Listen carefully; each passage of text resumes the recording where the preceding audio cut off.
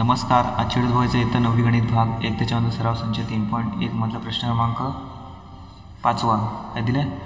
खालील बहुपदीचे रेषीय वर्ग व घन बहुपदी या प्रकारे वर्गीकरण करा. ओके, हे जे बहुपदी आपल्याला दिले आहेत त्याचे वर्गीकरण कसं करायचं. एक रेषीय, त्यानंतर वर्ग, ओके, म्हणजे घातांक 2 असला पाहिजे, घन म्हणजे घातांक 3 असला पाहिजे.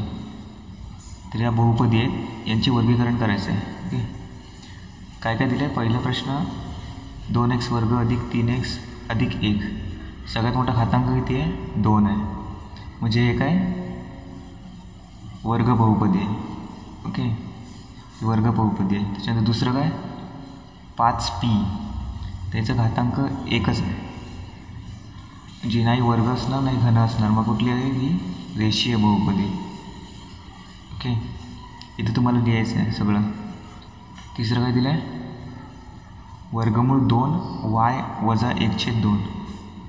हे बघा इकडे पण yचा घातांक किती 1 आहे. तिसरं सुद्धा उत्तर काय येणार आहे रेषीयच.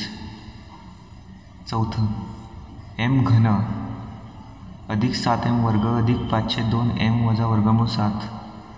इथे सगळ्यात मोठा घातांक कुठला आहे घन आहे बघा, मग ही घन बहुपदी येणार. पाचवं काय उत्तर आहे प्रश्न a वर्ग.